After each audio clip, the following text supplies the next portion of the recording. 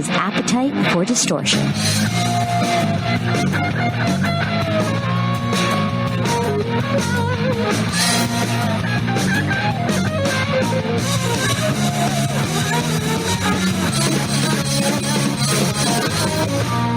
And welcome to the podcast, Appetite for Distortion, episode 238. My name is Brando. Momentarily going to be speaking with the guitarist of A Twisted Sister, Jay Jay French. I'm really excited to talk to him for the second time in my career. First time was many moons ago, a young Brando up in Cape Cod. It was my second interview ever. I'm actually going to play you a clip of that after I speak with JJ about his new podcast, The French Connection. I like it, so let's not waste any more time. JJ, what's going on? Hey, Brandon. Hey, JJ, how are you, sir? Good. Where are you located? I am in Queens, New York, so kind of where you're from. Freaking Queens. You're like literally 3 miles from me, probably. Oh, I mean, we could be in studio together if there wasn't this little pandemic going around. Yeah, I'm on the Upper West Side of Manhattan. I live on this slimy little piece of bedrock known as Manhattan. Okay. And I can say that because I was born on this slimy little piece of bedrock known as Manhattan. So when you're born and raised here, you can say those things. Absolutely. Absolutely. No, I love it because I'm a Long Island guy, a New York guy. So I grew up following your career, Twisted Sister's career. And really quick, you were actually my second radio interview ever back when A Twisted Christmas came out. And we got into a conversation. So happy, I think, 6th night of Hanukkah. I think that's what it is now. So we were talking about A Twisted Christmas. And we were talking about, I said, look at this. We had 2 Jews promoting a Christmas album. And then you were funny. You were like, well, the Jews wrote all the good Christmas music. So that's right. All these years later, you have a podcast to finally have that voice for your sense of humor and your intelligence. Thank you. Well, next year will be the 15th anniversary of that Christmas record, which is crazy to think about it. But yeah, Jews do write the best Christmas songs. I mean, chestnuts roasting on open fire. The original line was latkes floating in a sea of oil, but I don't think it had the same resonance. I know that. Okay. I like that. Latkes floating in a sea of oil. Anyway, applesauce dripping on the plate. I know there's a lot of different ways you can go with it. Anyway, we loved making the Christmas. Listen, my parents were, non-religious Jews, so we covered the bases. And besides, with what's an agnostic? It's an atheist with a fallback position, if you think about it. Oh, so wow, you and me, same place. I'm an agnostic. It's a fallback. No, 100%. Yeah, my parents just never cared one way or the other. I mean, I said to my mom one day, how come my friends are getting bar mitzvah? What's a bar mitzvah? She goes, oh, well, she goes, do you want to get bar mitzvah? I go, well, why not? You get all these gifts, So she said, well, go to Hebrew school. Let me know how you feel. So I went one day. I came home. She goes, what'd you think? I said, I don't know. I thought it sucked. She goes, I could have told you that. So I went, okay, I see that religious upbringing is not really happening in this household. But anyway, I have a podcast, which is great because I finally get a chance to talk and possibly make money at talking, which my daughter says if I get paid for talking, I will be the richest person on the planet Earth. It's called the Jay Jay French Connection. They changed the name just a little bit. It's now called the Jay Jay French Connection Beyond the Music, but it's going to be primarily a music show. Okay. But it's going to be beyond it. So I like to go beyond it. I have other interests in life besides just the musician thing. I'm a guitar collector. I'm a watch collector. I'm a high-end audio specialist kind of guy. I'm a Beatle guy. I write a Beatle column for Goldmine magazine. I know way too much about the Beatles, way too much than most people should ever know. And yet there are guys who know so much more than me that I don't even understand why. Mm-hmm. And I've interviewed guys who know way more than me. And I go, do you have a life? At least I choose to have a life. I choose to know what I need to know. I don't need to know that Paul and Ringo were walking down the street on February 16th, 1966, and Paul goes, your shoes untied at 2 p.m. Right. I don't need to know that freaking level of Beatle minutia. All right. However, I do know an awful lot more so than most people. And usually when my friends get together to talk Beatles, Mike Portnoy is another freaking Beatle fanatic. Oh, yeah. Oh, my God. Our wives have to leave the room. They just leave. They go, you people, I guess it's better than like having groupies, like at least we know they're just talking about 4 guys. Oh, yeah. Yeah. Then that's true. So do you have a like a wish list? Because I'm assuming you would love to have Paul McCartney or Ringo on your podcast. Do you have like a wish list of guests? Yeah. Well, right now, who I really want right now, as of last night. Okay. I want Barry Gibb. I just saw the documentary. Okay. And I want Barry Gibb on a multitude of levels, not the least of which is I was a Bee Gees fan going back to 1967 with New York Mine Disaster in 1941. So I go back to their first single, at least the ones that we became aware of in the United States, when that was their first big hit. And I thought it was the Beatles when I first heard it. So they were amazing. But the whole Saturday Night Fever phenomenon with Twisted Sister and the Death to Disco thing and the anti-disco thing and the Bee Gees being the target that we had for the disco thing was part of it. Plus, I always loved the music and the soundtrack anyway. So I always thought, we were kind of like living a lie a little bit, like it was like, I hate disco. Meanwhile, I'd be listening to Saturday Night Fever and getting off on it. And eventually we played the 2001 disco and defrocked it and made it a rock room. And the night that we defrocked it, there's videos of me ripping up Travolta wallpaper and posters and smashing the crystal ball that they had in the movie. And it was like smashing disco records and all this stuff. So, but the story of their survival is like the story of the Twisted Sister survival. We were turned down more times in a bedsheet in a whorehouse and come back more times than Freddie Krueger. And that's the Bee Gees story too. So I want Barry Gibb. But I've had Mike Portnoy on, Rob Halford last week, which is available. You can listen to these podcasts because they're up there forever. Dee Snider starts today. Right. Next week, I've got a panel with the guys from Lynyrd Skynyrd, Whitesnake, and Def Leppard, which is really cool because, here's all these classic rock bands. If you add up all the years that they've been together with Twisted, it's like 200 years of rock and roll. Yeah, to get a panel, I think that's really cool. It's really... even for me, who's been in radio, obviously, I told you, you just mentioned 15 years. So I guess my first interview with you was 15 years ago. But it's obviously radio has changed. Podcasting has changed where we get to have panels. We get to have our own news network in a way. So I'm glad you get to, to get this outlet. And it's funny what your daughter said. But I want to ask you, because I know you have a lot of other interviews to do. And speaking of D, because he was on my show not too long ago, and I wanted to ask him something and maybe get your opinion on it as well. Okay. Because this is if you recognize the name of the podcast, Appetite for Distortion, it's a play of words, Appetite for Destruction. So it's a GNR theme. So I asked D, because he said years ago, and you had an opinion too about like some of these bands like that were classic rock bands that don't have all the same members, that they're just cover bands. So I asked D about, I know GNR's kind of got back together a little bit, but the Rose and Rose comments when it was just Axl and company. So I guess I kind of want to know your feelings on Guns N' Roses and where they are now and how they reunited with Slash, but it's really not quite the same. So I guess wanted to get your opinion on that. Well, unlike D, I'm not as rigid. If the public buys it, that's all that matters. Okay. If they don't buy it, then that's what matters. So you can go out there, and if you're selling something that doesn't live up to what the public believes in, then you're out of business, And yet, if you figured out a way to do it and you're still in business, then more power to you. Look, life is hard. It's hard in every way for everybody. And being a musician and an entertainer is really hard. You can't take it lightly if you have some success. And if the public buys it, who am I to say? Seriously, I'm not trying to be like Pollyannish. I'm not trying to be like kumbaya-ish about it. But at the end of the day, if you're selling a product based on a certain level of nostalgia and you don't live up to it, then you'll know because the public will say no.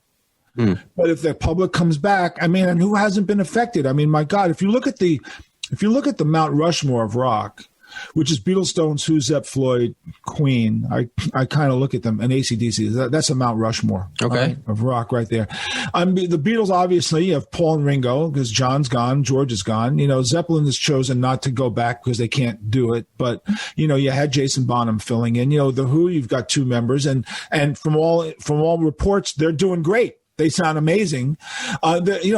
These bands change people all the time. You go to see the Eagles. They're not my favorite act, but, they give their fans what they want.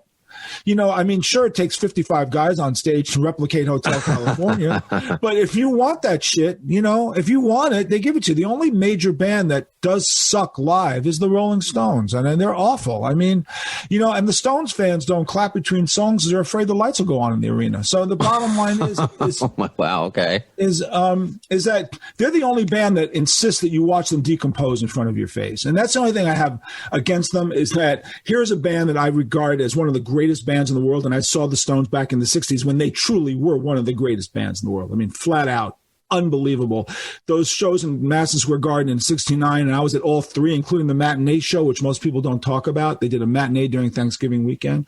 Some of the greatest rock experiences, one of the greatest bands on the planet, and you listen to what they do now, and you go, really? They can't just hire two 25-year-old kids from Nashville to stand behind the stage and at least play the songs on key? Like, you have to watch them, like, be this, they're just, I don't buy it. When every other major act that has been around for a million years tries to at least construct their bands in a manner that makes them sound good. That's what you want. But you know what? They get away with it. Stones fans pay a lot of money. You want to see Keith on a high-def screen? That's your business. Okay. I mean, and that's your business. And I am a massive Keith fan. My guitar playing is built around his guitar solos. I love these guys. I just don't understand that. But putting them aside, again, you're in a band, it's classic. You got hits that people's lives are built around. If you can replicate it well enough for the fan to spend some stupid money to go see you and they walk away happy, who am I to say? Right on. I absolutely understand what you're saying, and I agree with you. And I wish I could talk to you longer. I can't wait to, I hope we get to do this again. But the good thing is we get to hear you talk more and more. So you doing like an episode a week? How often are you going to be putting out these? I'm taping an episode a week, and right now I'm running 2 weeks in advance. So today starts the Dee Snider interview, which is great because Dee's great. It's great. We have when you hear me and Dee talk, it's like we're in our dressing room, like having the conversation. So that's great. The Rob Halford interview that's up now too is great. The Mike Portnoy interview. God, Mike only did one show this year, and that was mine. Is a favorite of me. I love Mike, and Mike is like the hardest working man in the world. I introduced him on stage as the drummer for the Beatles, too, Stones, Floyd, Who, Janis Joplin, Jimi Hendrix Experience, Cream, the Grateful Dead, and the Jefferson Airplane, because the guy's so damn busy. I don't even know how he processes what he does, and we get into that conversation of how he does that. Next week, I've got a panel discussion with the guys, with members of Lynyrd Skynyrd, Whitesnake, and Def Leppard. Right. And that's exciting because I get to talk to these guys who I've known, and we talk about things that we know about. We talk about what it's like to be a classic rock band in an era like this, our longevity, what our responsibilities are to our fans. This is like really important stuff, and I love it. And I hopefully will expand my podcast into other things as time goes on. I will have UFO experts because I'm just like, whoa, I want to know about conspiracy theories with UFO. That's cool. But that's down the line. That may happen. I'm into politics. I'm into conspiracy theories. I'm into UFOs. But I'm also into guitar collecting and watches and wine and who knows what else. It'll go Beatles, obviously, and it'll probably reach out. But right now, I'm getting Nuno Betancourt from Extreme this week. Oh, nice. Interview him, and that'll be on. We'll talk Eddie Van Halen talk, and we'll keep it focused like that. So we'll keep it. That's why it's called the Jay Jay French Connection beyond the music. It's the music and more as time goes on. So it's on Apple iTunes, it's on Spotify, it's on Podcast One, and you can hear me. I also have a book coming out in June called Twisted Business. So there's a lot happening. Is that I'm assuming it's a business book? Like, can you tell us about? It's a bizwar. What's that? Well, it's a new phrase. Rom-com. A rom-com is a romantic comedy. Okay, bizwar. Bizwar is a business memoir. Okay. So, what business book isn't a memoir and a business book? If you think about it, the only way a guy in business can write about business is he tells you about his life, because his life tells you how he ran his business and why he became what he became. So I call it a bizwar.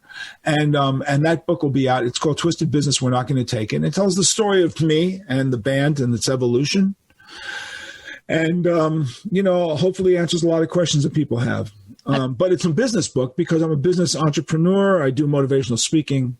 I can be hired as a motivational speaker. I do business conferences up until the pandemic. That's what I did. And it was amazing to me because I was hired not by necessarily music organizations like I thought, but I was hired by like banking groups and travel agencies and like it's the weirdest groups would hire me, insurance companies, because it's motivational, because what I talk about is success in business, which transcends rock and roll. It's every business is the same lesson. It's just that rock and roll is a sexy foundation. How did you get into that? Were you into business before being in a band, or being in a band? No, okay. Don't forget, the band's 48 years old. So I took over as manager in 1976. And then between 1976 and now, I've managed the band about 37 of those years. So I learned on the job. Okay, that's what I was wanting to see. Don't learn, because not everyone learns on the job. People can be in your position. Well, first of all, most people don't do this. There are very few musician managers. Very few. They're two very different skill sets, And Dave Clark is one. Okay. Mick Fleetwood is one. But you can name them on one hand. The point is, you can name them on one hand. It's not a natural fit. It's a natural fit for me because I don't regard myself as a musician. Truthfully, I regard myself as a businessman who plays guitar. Interesting.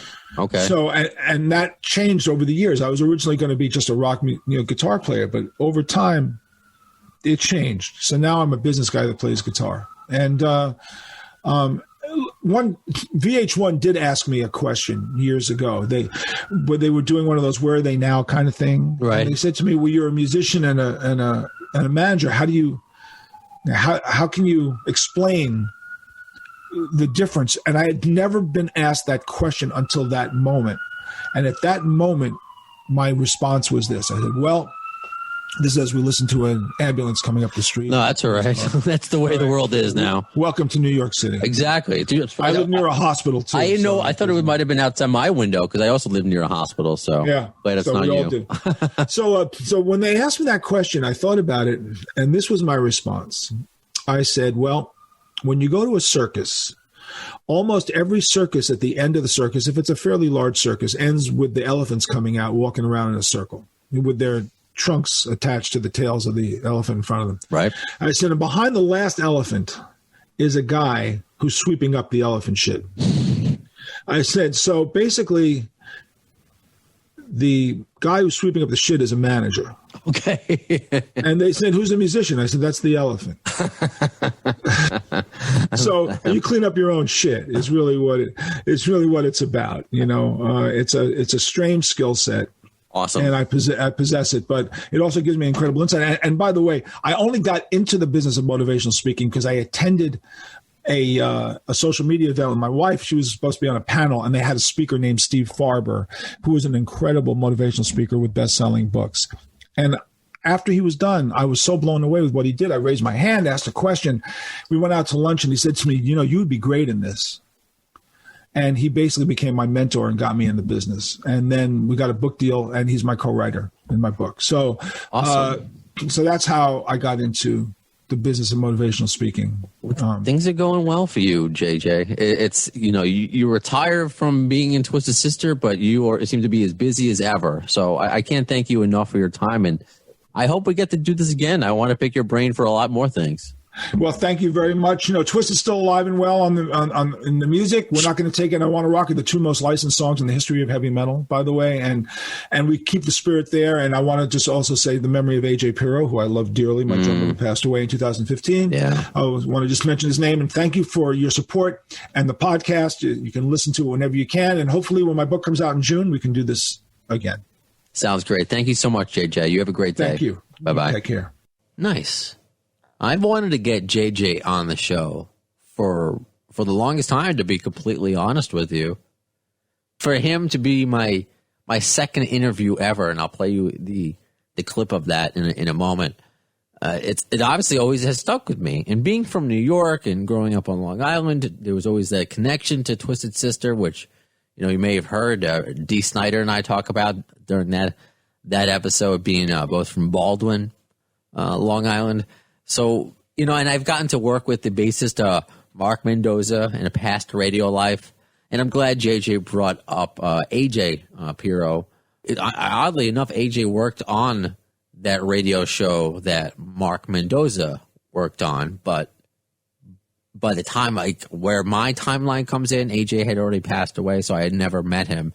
But I've heard nothing but amazing things. So what a pleasure to speak with Jay Jay French all these years later. So let me play you this clip of a young Brando, 2006, and we'll reminisce about that year as GNR fans, 2006, while I speak to Twisted Sisters Jay Jay French, my second interview ever, about a Twisted Christmas. Hello, it's Jay Jay French and Twisted Sister. I need to ask this. You're from New York, correct? I'm from Manhattan. I was born in Brooklyn. You are Jewish, correct? Yes, I am. I am Jewish as well. So, ladies and gentlemen, I may have a first. 2 Long Island Jews promoting a Christmas CD. Well, only Jews make the best Christmas music. I know. Yeah, and I don't know if a Hanukkah album is coming. Maybe Adam Sandler will do it. That would be great. Twisted Sister with Adam Sandler doing like a metal version of... yeah, Dreidel. Oh, my God. A metal version. Now I'm excited. Now you have to do it. I was with the Jewish humor from day one. I am who I am. So that's just a fun memory to relive. Of course, I wish I had the whole thing of it. Same thing with Bumblefoot and all my early interviews where they didn't come as often as they seem to be coming now. And it's all through this platform, which is just still mind-boggling. So just awesome to talk to Jay Jay French all these years later and just think about it. 2006. That was a pretty good year for a Guns N' Roses fan, right? It was their Chinese Democracy comeback tour in a way. I believe it was Bumblefoot's first tour with them. So you kind of felt good as a fan. We were still a couple years away from Chinese Democracy, but you know, it was the excitement was in the air. You know, it's coming. Something's coming. We don't know when. Soon is the word, which I'll say momentarily. And we'll talk about that in future podcasts as this year ends. Do we expect anything from them next year? You know, where is the excitement with this band? I know it's hard to be excited about anything right now other than a vaccine. So does the excitement come back for new music when, you know, they tour again or when we get closer to those dates? I don't know. I mean, we tend to build up so much excitement as this band. You know, there was that leaked fake, like an itinerary of a new album release that came out.